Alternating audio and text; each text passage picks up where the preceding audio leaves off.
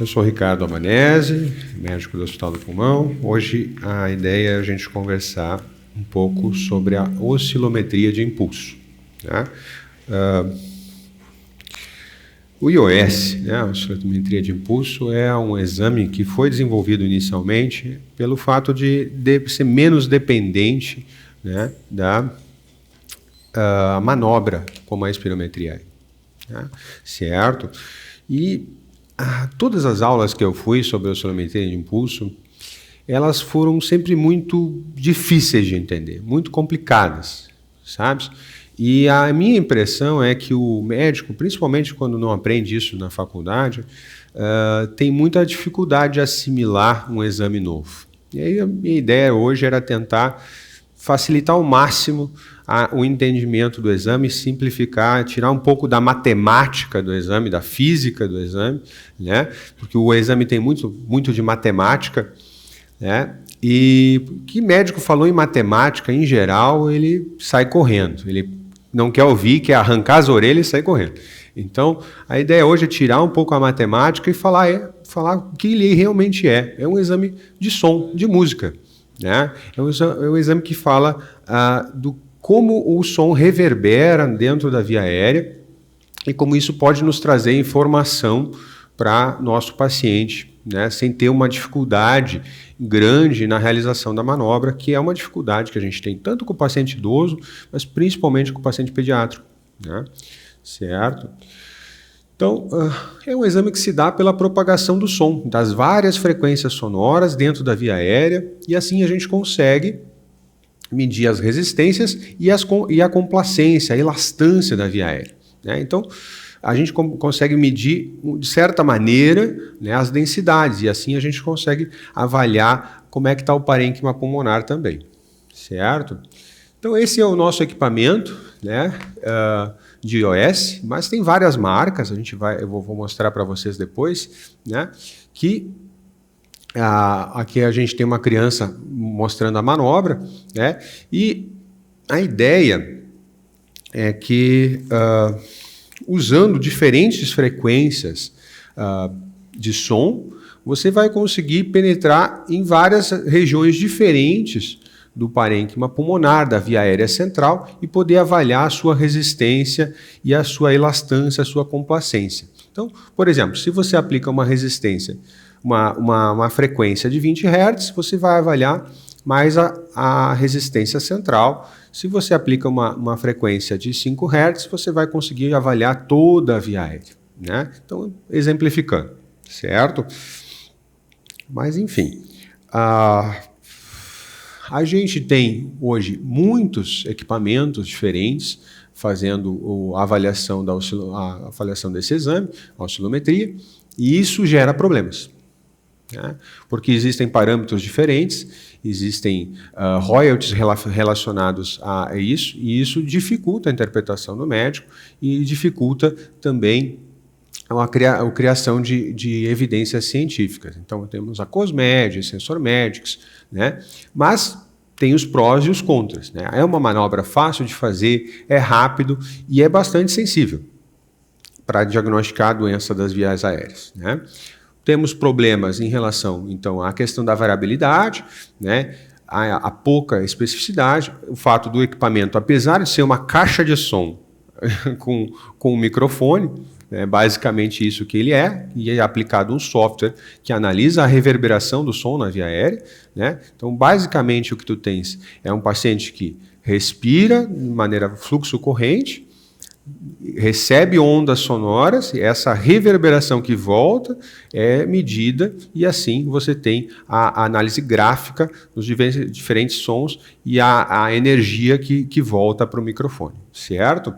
Bom, como temos várias marcas, então temos critérios de aceitabilidade diferentes, critérios de reprodução diferentes, né? E temos então um embasamento que às vezes vale para um método, não vale para outro, números um pouquinho diferentes dos outros. E isso acaba dificultando, né, a aplicabilidade do teste. Mas o que você realmente precisa saber do teste? Na verdade, 90% do exame está aqui. Tá?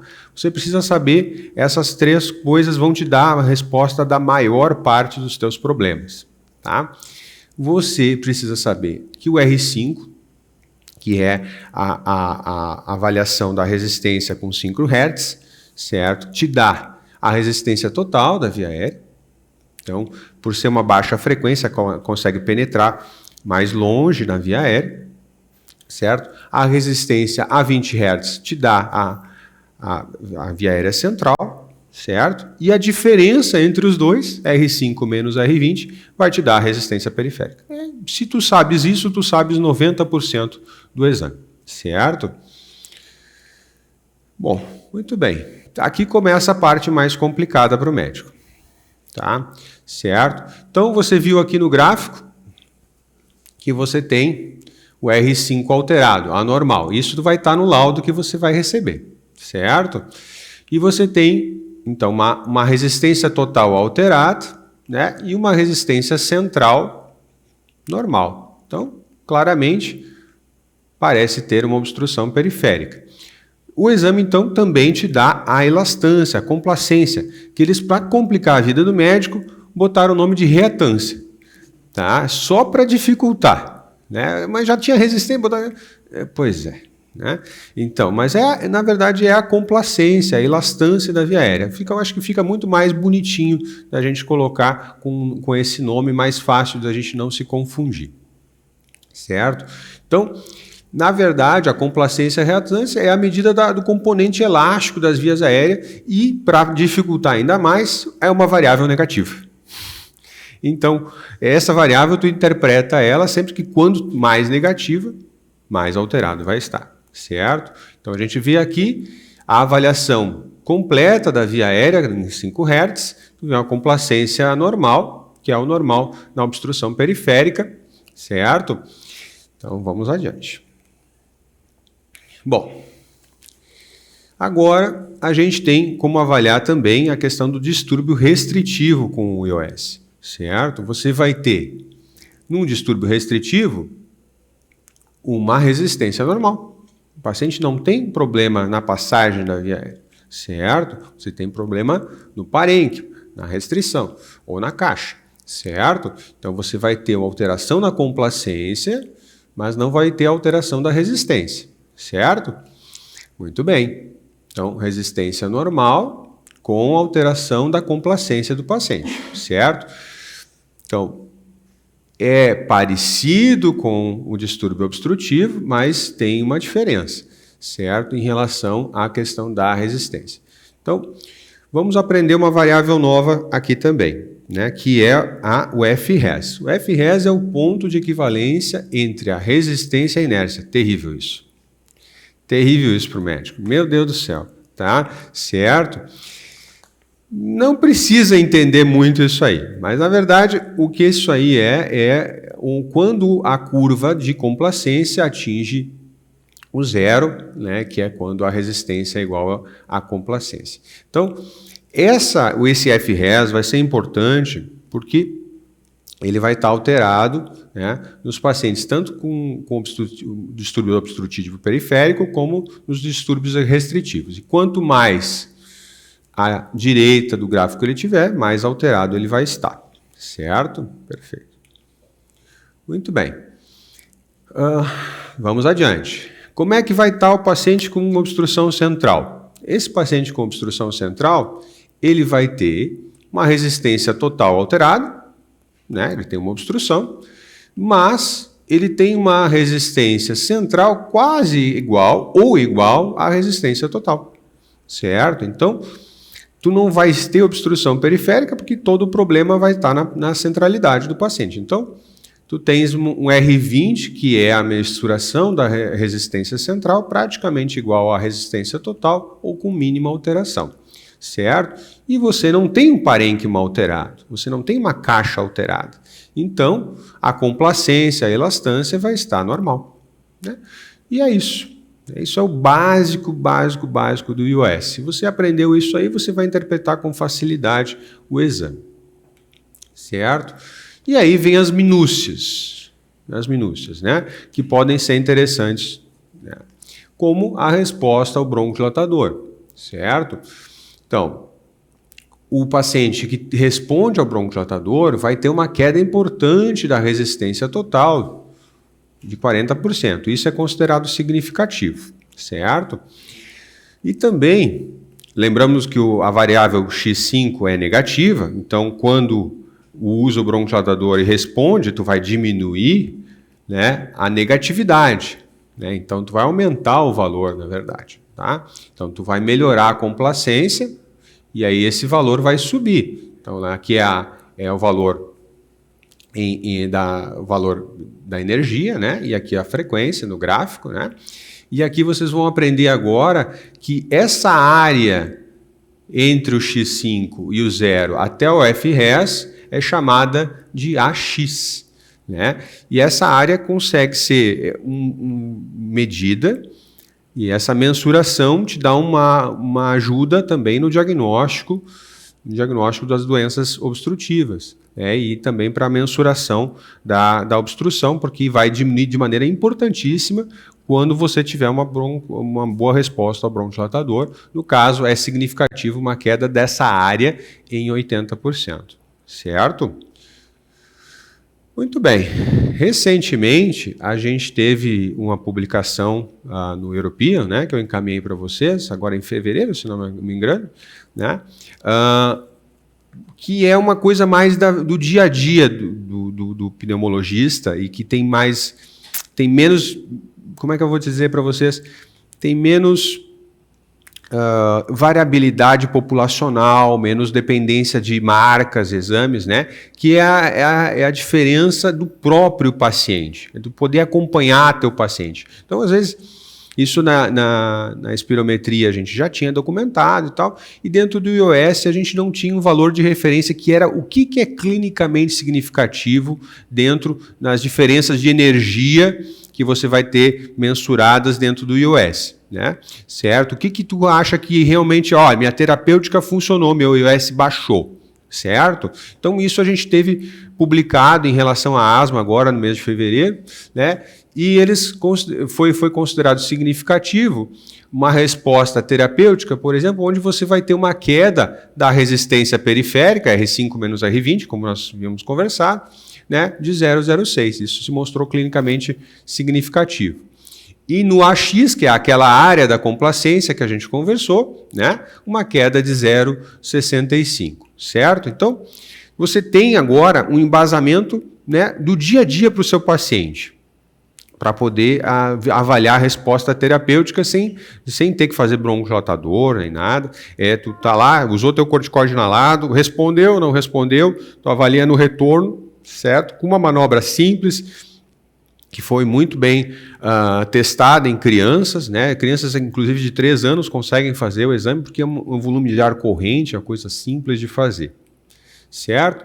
Resumindo, né, a avaliação do paciente com iOS, né, basicamente o que você tem que aprender é essa tabela, né? Você tendo uma obstrução distal, você tem um aumento importante do R5, certo? O R20 é o normal ou minimamente alterado, a complacência vai estar mais negativa, né? O FRES está deslocado à direita, vai estar aumentado, certo? E o R5 vai ser muito maior que o R20. Né? Se você tem uma obstrução proximal, você tem um aumento do R5, você tem um aumento do R20 e tu tem uma complacência normal, um FRES normal, e o R5 é igual ou quase igual ao R20. Se você tem uma restrição, você não tem problema de resistência, certo? Você tem um problema seríssimo de complacência, certo? E aí você desloca o FRES e o R5 e R20 são normal. Então isso aí é o basiquinho para você interpretar o iOS, para interpretar o exame, né? Você sabendo essa tabelinha, você vai interpretar super bem o exame. Pois muito bem. Por que a gente está usando mais esse exame? Certo? Por causa das dificuldades em relação a alguns pacientes, sim, mas também porque a espirometria às vezes nos decepciona. Quantos pacientes a gente já viu com doença grave, que não responde à terapêutica e que tem espirometria normal? Certo? Então, a gente vê o paciente ruim na nossa frente E fica surpreso, às vezes, com uma espirometria basicamente normal e o paciente sibilando, né? E isso, né, é o big guy, né? A espirometria é o big guy, é o cara que tem muita evidência científica, muito trabalho, né? E a pobre da iOS é o nosso rapazinho, né? Certo? Que está começando no mercado aí, apesar de já ter uma história longa, né, de desenvolvimento. Mas as evidências se montam que ele tem um papel, né? Por exemplo, nesse estudo aqui, que foi publicado em 2014, já é um estudo antigo, né? 68% dos pacientes que tinham asma leve a moderada tinham VFU normal, certo?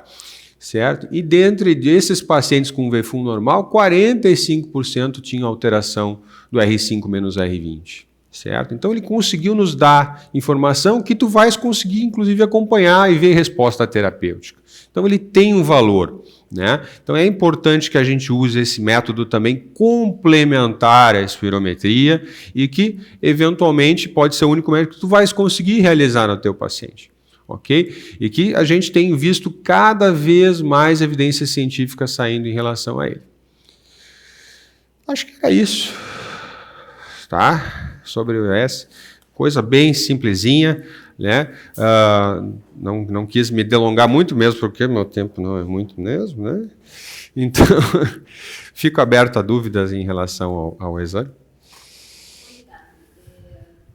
Eu tenho ouvido muito lá fora, no exterior, sobretudo, agora que eu voltei lá da Inglaterra, essa situação do uso do iOS. Eles realmente estão usando muito mais, né? A gente ainda não tem uma definição para diagnóstico de asma usando o iOS.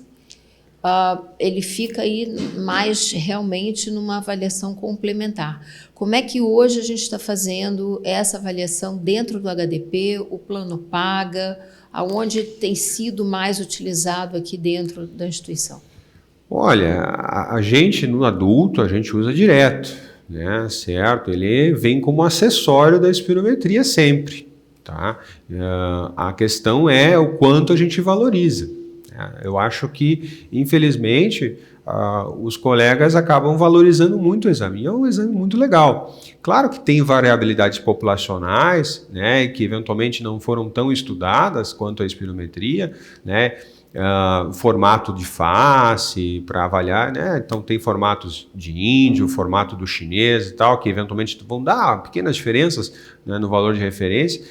Mas mesmo assim, mesmo que tu considere isso, a gente é caucasiano, né? Basicamente a nossa população é toda dos países que referenciaram o exame, então para nós não faria tanta diferença, a gente não é um mongol, não é que vai ter um formato de via aérea tão diferente, né? Certo? Então se aplica muito bem à nossa população. E o que eu falei, a gente hoje tem dado de evidência clínica significativa para acompanhamento, tu tem o acompanhamento do dado do teu paciente, então que tu podes avaliar consecutivamente, então é muito interessante. Infelizmente, a gente não tem valorizado o exame que dá tanta informação, tanto do ponto de vista estrutural, né, na complacência, como também do ponto de vista da resistência.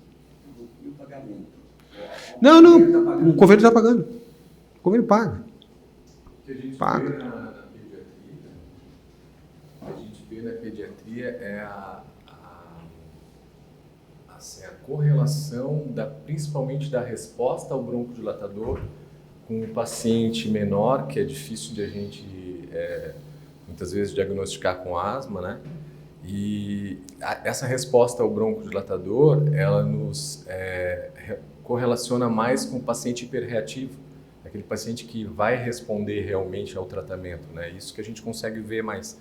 O que eu vejo um pouco na prática é a dificuldade de fazer de pacientes menores. A gente vê na literatura que acima de 3 anos a gente consegue, mas aqui não é bem assim, né? Eu acho que a gente tem que treinar um pouco mais essa técnica, porque eu não sei se é a hora que coloca o grampinho no nariz os pacientes têm essa dificuldade, mas acima de ali 3 anos não é todo paciente, 3, 4 anos é mais os pacientes maiorzinhos.